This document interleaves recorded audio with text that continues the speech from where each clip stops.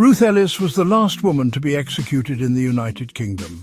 Her story is both tragic and historically significant, shedding light on issues of domestic abuse, justice, and the death penalty.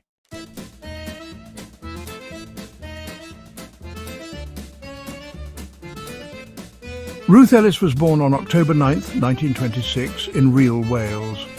She grew up in a troubled household, experiencing a difficult childhood marked by instability and hardship.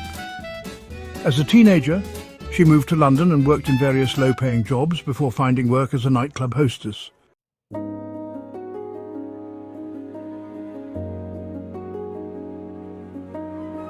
Ellis became involved with David Blakely, a wealthy and charismatic but abusive racing driver.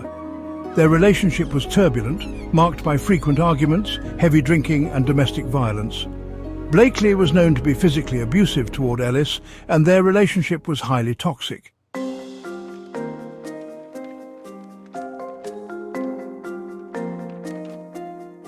On April 10, 1955, Ellis confronted Blakely outside the Magdala pub in Hampstead, London. In a fit of rage, she pulled out a revolver and fired several shots at him. He was struck multiple times and died almost instantly. Ellis made no attempt to flee the scene and was arrested on the spot.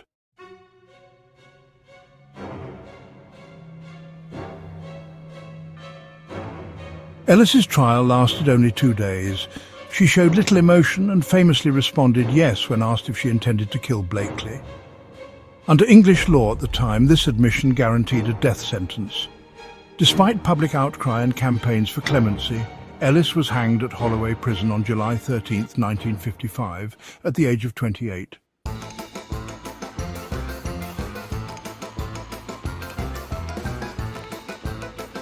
Ruth Ellis's execution sparked debate about capital punishment and the treatment of women in abusive relationships. Her case played a significant role in shifting public opinion against the death penalty, which was eventually abolished for murder in the UK in 1965. Her story has been the subject of books, films and plays, most notably the 1985 film Dance with a Stranger, which dramatises her life and tragic fate.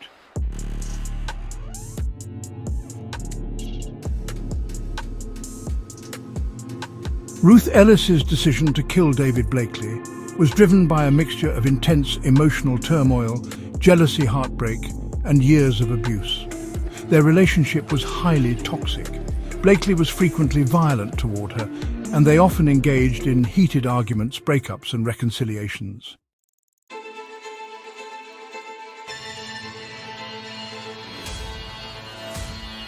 By the time of the murder, Blakely had begun distancing himself from Ellis, ignoring her calls and avoiding her altogether. This rejection deeply affected her, as she was still emotionally attached to him. In the days leading up to the killing, she had suffered a miscarriage, allegedly caused by Blakely's physical violence. This loss, coupled with his cold treatment, may have pushed her over the edge.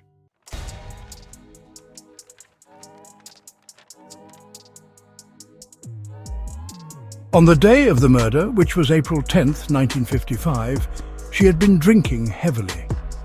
She waited outside the Magdala pub in Hampstead, where Blakely was drinking with friends. When he came out, she called his name, but he ignored her. Overcome with rage and despair, she pulled out a small revolver and fired multiple shots at him, killing him on the spot.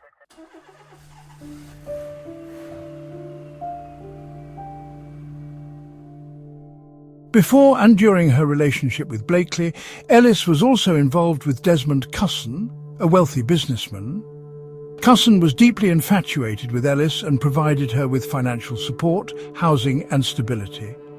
Unlike Blakely, he was not physically abusive, but their relationship was complex. Cussen was often jealous of her obsession with Blakely. Some believe that Cussen played a significant role in the murder. It has been speculated that he supplied the gun Ellis used and that he may have encouraged her to take revenge. However, this has never been proven.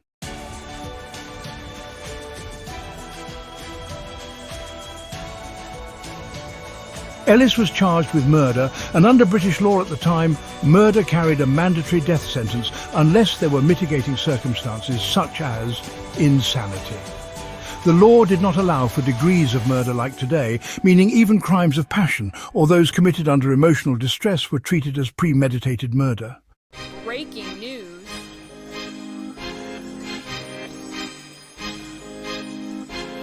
The prosecution, led by Manning and Buller KC, had a straightforward case. Ellis had fired multiple shots at David Blakely in front of witnesses. She did not flee the scene, and upon arrest, she allegedly said, "I am guilty. I am rather confused." When asked in court, "When you fired the revolver at close range into the body of David Blakely, what did you intend to do?" She simply replied, "It is obvious when I shot him, I intended to kill him." This admission meant that under the legal system of the time, she had to be sentenced to death.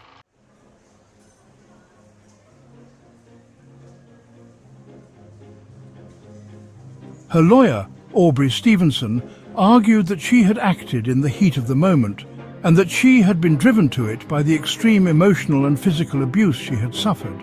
However, there was no legal defense of diminished responsibility or provocation at the time that could reduce the charge to manslaughter.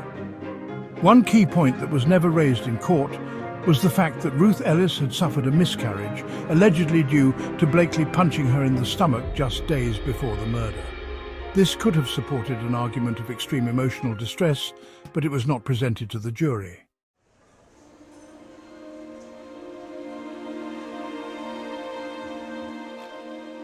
The jury took just 23 minutes to find Ellis guilty of murder. Since there was no alternative sentence for murder at the time, the judge, Mr. Justice Havers, had no choice but to sentence her to death by hanging. When the sentence was read, Ellis showed no visible emotion.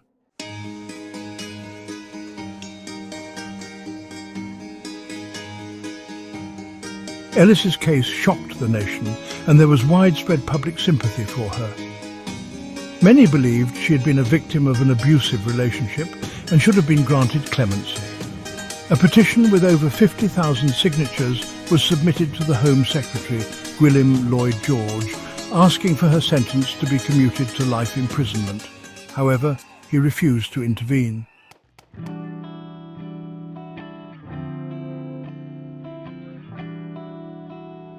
Some later speculated that Desmond Cussen, her other lover, had given her the gun and even encouraged her to act. If this had been explored in court, it might have changed the outcome. However, no evidence was presented about this at the trial.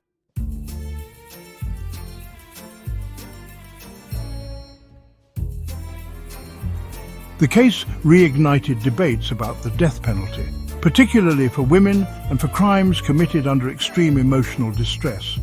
Although capital punishment remained legal for another decade, Ellis's execution contributed to changing attitudes that eventually led to its abolition for murder in 1965.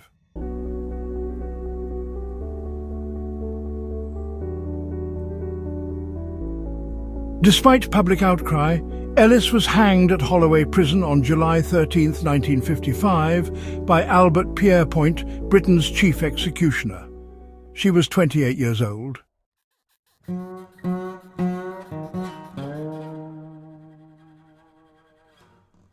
Ruth Ellis was the last woman to be executed in the UK. Her case became a landmark example of how domestic abuse and emotional distress were overlooked in the justice system. It contributed to the abolition of the death penalty for murder in Britain in 1965. Her life was later depicted in films and books, most famously the 1985 movie Dance with a Stranger.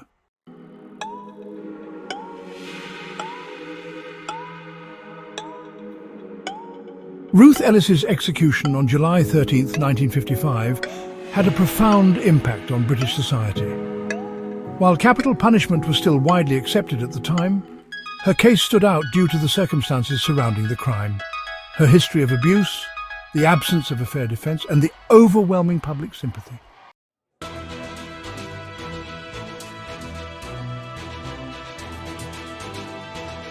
The execution sparked national outrage.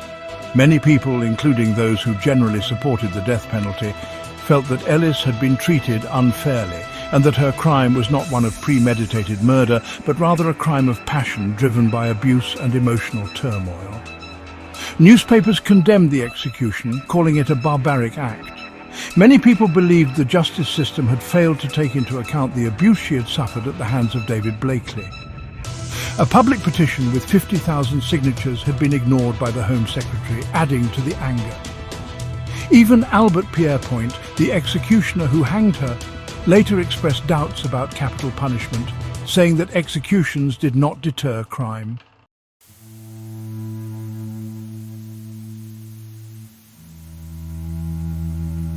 Ruth Ellis's case became one of the key moments that led to the abolition of the death penalty in Britain. In 1957, the Homicide Act was introduced, which limited the use of the death penalty to only the most severe cases like premeditated murder, murder of a police officer, or murder during a robbery. In 1965, the UK officially abolished the death penalty for murder, largely due to high-profile cases like Ellis's. By 1969, capital punishment was abolished entirely for civilian crimes in the UK. Her case helped shift public opinion, showing that the legal system at the time did not take into account factors like domestic abuse, mental distress, and emotional trauma.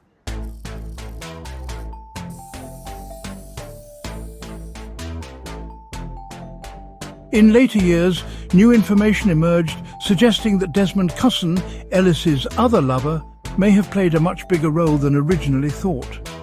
He allegedly supplied the gun that she used to kill Blakely.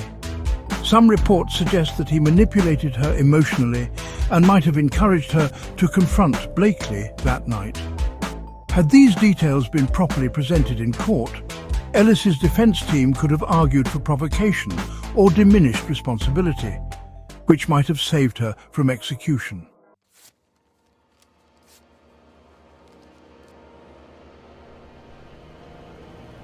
Her tragic story also had a lasting impact on her family. Her son Andy was deeply affected by her execution. He was just 10 years old when his mother was hanged, and he struggled with the trauma for years. He later died by suicide in 1982 at the age of 37. Her daughter Georgina lived a relatively private life, but spoke occasionally about the pain caused by her mother's execution.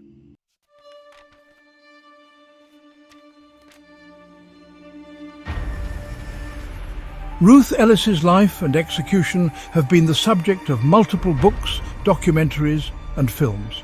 The most famous is Dance with a Stranger, 1985, a critically acclaimed film starring Miranda Richardson as Ruth Ellis, depicting her tragic love affair and the events leading to her execution. Numerous books, such as A Fine Day for a Hanging by Carol Ann Lee, have re-examined her case. Many modern historians and legal experts believe that if her case were tried today, she would not have received the death penalty, and she likely would have been convicted of manslaughter rather than murder.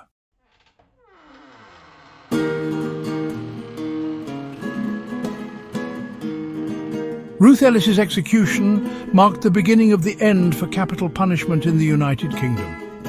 It highlighted serious flaws in the justice system, particularly regarding the lack of consideration for domestic abuse victims, the rigid sentencing laws that left no room for discretion, and the failure of her defense team to properly argue for provocation or diminished responsibility. While she remains a tragic figure in British history, her case ultimately led to positive legal reforms that ensured future cases of domestic abuse and emotional distress were treated more fairly in court.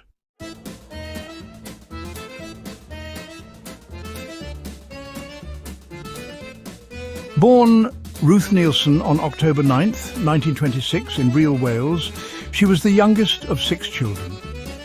Her father was a cellist and moved the family to Basingstoke, then later to London. Her childhood was difficult, her father was abusive, and her home life was unstable.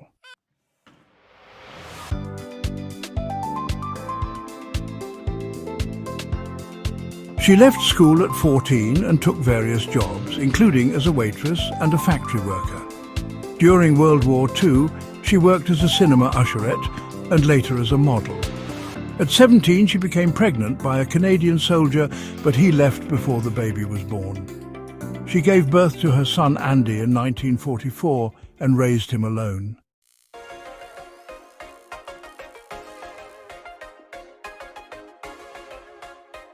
In the late 1940s, Ellis became a nightclub hostess at the Court Club in Mayfair. She became glamorous and well-connected, dyeing her hair platinum blonde and socializing with wealthy men.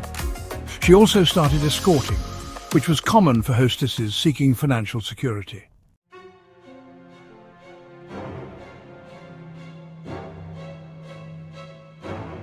In 1950, she married George Ellis, a wealthy older dentist. The marriage was a disaster. George was an alcoholic and physically abusive. They had a daughter, Georgina, but the marriage ended in separation after he became violent and paranoid about her past. These experiences of abuse and control likely shaped how she reacted to David Blakely's mistreatment years later.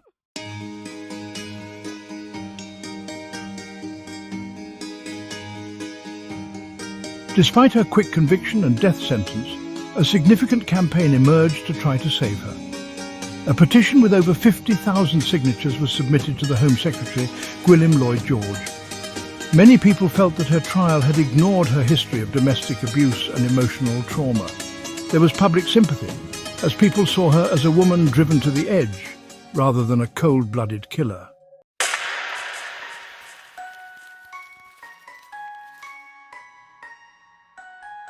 The Home Secretary had the power to commute her sentence to life imprisonment, but he refused. Reasons given: the legal system at the time was rigid. Murder equaled an automatic death penalty. Ellis admitted she had intended to kill Blakely, leaving little room for legal argument. Domestic abuse and emotional distress were not considered mitigating factors in law at the time. Some historians believe that had she shown remorse or pleaded for mercy, she might have been spared.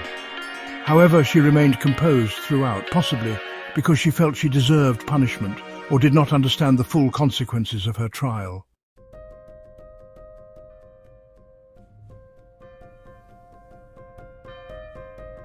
Ellis's case exposed major flaws in the justice system, particularly how it treated women who had suffered domestic abuse. The 1957 Homicide Act introduced the partial defense of provocation, meaning a person who killed in response to extreme provocation might receive a manslaughter charge instead of murder. This could have saved Ellis. In 1965, Britain abolished the death penalty for murder, in part due to cases like Ellis's.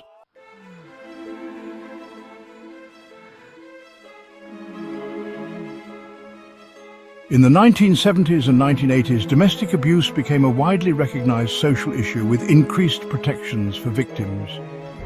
In 1991, the UK finally recognized that marital rape was a crime, showing how attitudes had changed. In the 2010s and 2020s, laws expanded to include coercive control, meaning that psychological and emotional abuse, not just physical violence, could be prosecuted. Had Ellis's case happened today, she might have been seen as a victim of domestic abuse and given a lesser sentence, or even acquitted on grounds of diminished responsibility.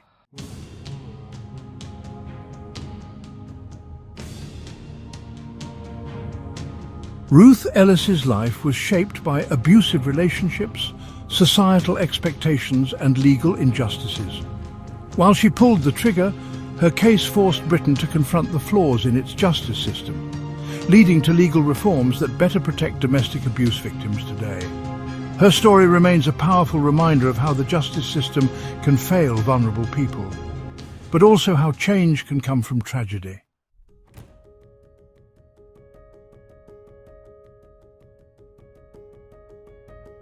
If Ruth Ellis were tried in a modern UK court, her case would likely be very different due to changes in the law and greater recognition of domestic abuse, coercive control, and emotional distress as legal defences.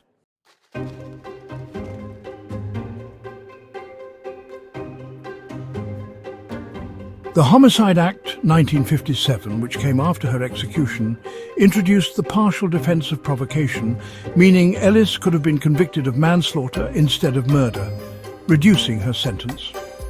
Under the Coroners and Justice Act 2009, provocation was replaced with loss of control, which recognises that abuse victims may snap under extreme emotional distress.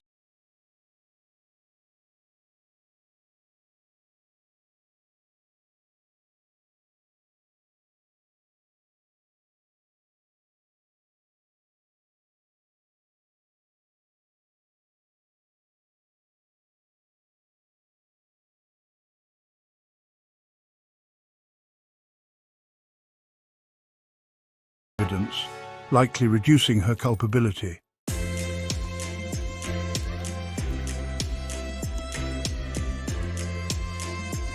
In a best-case scenario, she could be found not guilty due to coercive control or loss of control defences.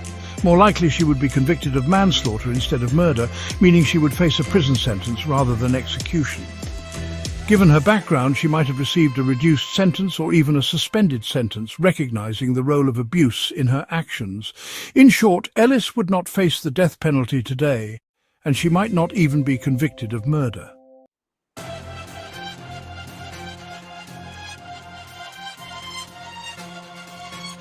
Derek Bentley was a 19-year-old with learning difficulties who was convicted of murder, even though he did not fire the fatal shot. His 16-year-old accomplice, Christopher Craig, shot and killed a police officer during a botched robbery. Bentley allegedly said, "Let him have it," which was interpreted as an order to shoot, though it could have meant to give up the gun. He was sentenced to death by hanging, even though Craig, who fired the gun, was too young to be executed.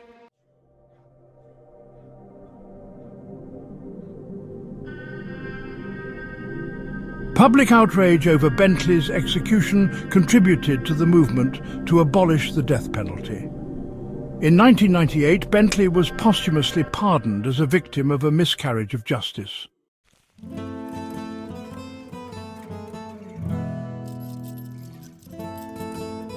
Both cases involved innocent people falsely convicted of IRA bombings in England.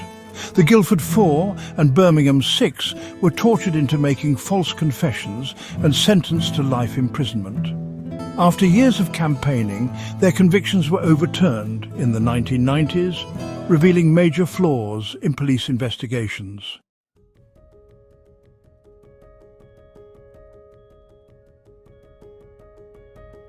Led to reforms in police interrogation techniques and the introduction of recorded interviews, contributed to the creation of the Criminal Cases Review Commission, or CCRC, to investigate wrongful convictions.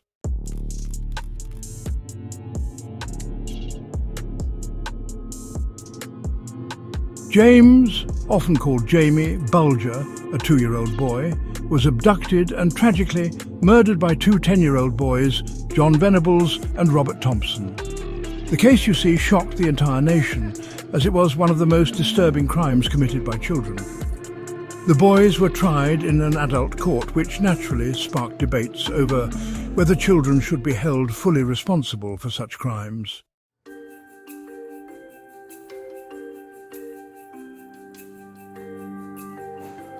Change the way juvenile offenders are treated, with a greater focus on rehabilitation. Introduce new restrictions on media reporting of child defendants to protect their identities after release.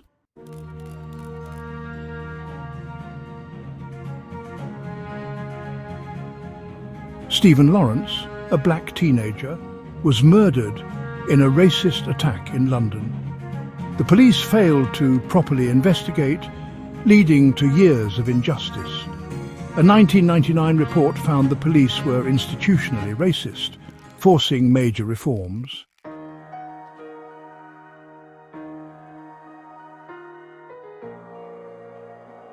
Led to changes in police procedures and how race-related crimes are handled.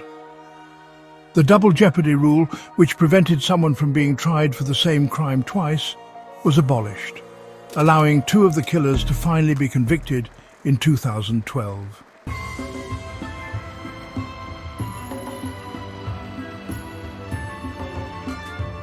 Cases like Ruth Ellis-'s show that the legal system is constantly evolving. Each case that exposes injustice leads to reforms that protect future defendants. Ruth Ellis helped end the death penalty and raised awareness about domestic abuse. Derek Bentley highlighted the dangers of executing people based on weak evidence. The Guildford 4 and Birmingham 6 forced changes in police procedures to prevent wrongful convictions. The Stephen Lawrence case led to police reforms and stronger hate crime.